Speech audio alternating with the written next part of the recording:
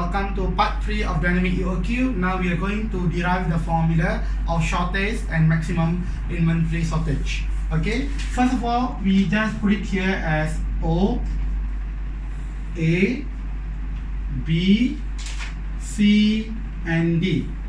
Okay, it means that this is the O to B is a cycle of the first cycle, and B to D is called the second cycle. So we were going to look on the cycles because shortage is depend on the period. Okay, so in the period, and please do look when you are going to give an assignment regarding this. Look how many period they are using, especially on shortage. Okay, so if you look here, we know that OA and also OB and also BD is called a cycles. As I mentioned previously, now we will look T as a cycles. How many cycles that they have? Example, to O to B is one cycle and B to D is another cycle. In order for us to determine the cost of holding per year and cost of shortage per year, we will look on the cycle. We can determine the formula for holding and shortage per cycle by finding the length. Find the length of OB,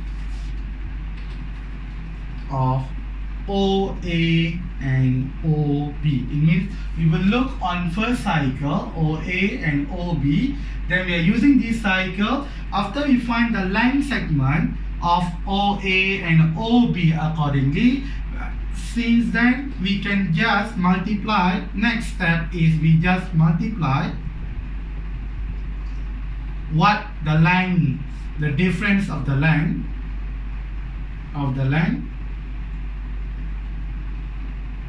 times with the cycles. So first things, since we already tell here we have a zero lead time inventory occur, it means we don't know yet, and we already have zero inventory because it's already finished from maximum level inventory and we start to have a shortage.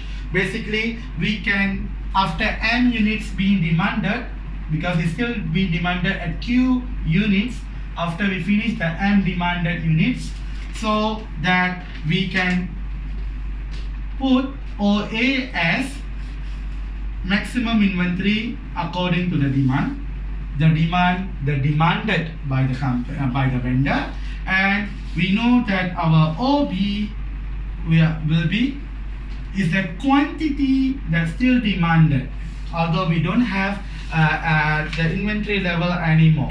So from these two ideas, what we can do is we can find the length of OA and OB, where the length, not length of the OA and OB, by we can calculate length of AB is equals to a length of OA minus with length of OB, where we will get Q minus M over D, because we just take OA minus OB, sorry, I'm doing wrong, B minus A, because we want to prove that the length of AB is actually the length of OB minus with length of OA, so that we can show that the shortage where the quantity demanded is still demanded, although we don't have any inventory level in our productions. Okay, basically shortage always can be used in EPQ, EOQ, and also EPQ, but for your level, since this code will be quite complex, I will only touch until EOQ. Okay, so next, this is the length of AB for each cycle. It means the cycle that we use here from O to B only. If we want to find for every cycle, like here we have two cycles, So what you should do, if you want to find the holding cost per year, it means that holding cost per cycle, like how we get just now, per cycle, and we need to times with how many cycle per year. So next we just can remove this cycle and we can have holding cost per year, where here we already know that holding cost is a holding cost from time O to A and also at the time A. So here we already know that our average inventory, because if you still remember holding cost, holding means Q over 2. It means the Q over 2 is the holding cost. So here for the first cycle, because we know the first cycle we have a maximum inventory, so here we just take M over 2. I hope everyone is understand why we get M over 2, because this is the average inventory from the first inventory stock level of productions. So next, since, so I'll just bring here, do remember, since OA length is M over D. If you look here, OA length is M over D, like this one, M over D. So we can use this one to calculate the cycles. So it means that holding cost per cycle, because we still look on the per cycle before we can calculate for all the cycles. Per cycle will be, we take back this M over 2 or Q over 2 holding cost, or sorry, holding average inventory, and we times with M over D times with the cost. So we will get M square H per D. This is for the holding cost per year. And now, since already have holding cost per cycle, we also can use this formula to calculate holding cost per year. How are we going to do this one? We just use the formula that we get here, M to H over D, and we just times the cycles per year. And if you look here, they have the same cycle, which is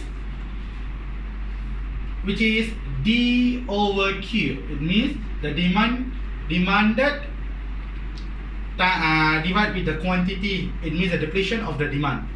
So we will get M square H over 2Q. This is the first formula for holding cost.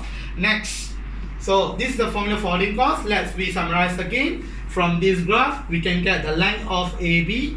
We previously already know the M divided by D is for the length of O to A, because they don't have any shortage yet, and O to B is the Q over D, because we still have a quantity demanded, but we do not have our maximum inventory level. That's why when we find the length of AB, I just took OB minus OA, which is I get Q minus M over D for each cycle. Next, if you want to look on the holding cost, if you still remember, Q over 2 times H, but here we already know that the first cycle from O to A is Q over 2 or M over 2, because we still have the maximum level of M over 2. Then since OA length is M over D, O length M is M over D, so that we can just calculate holding cost per cycle, M over 2 times M over D H equals to M square H per D. But if you look here, this is only per cycle from O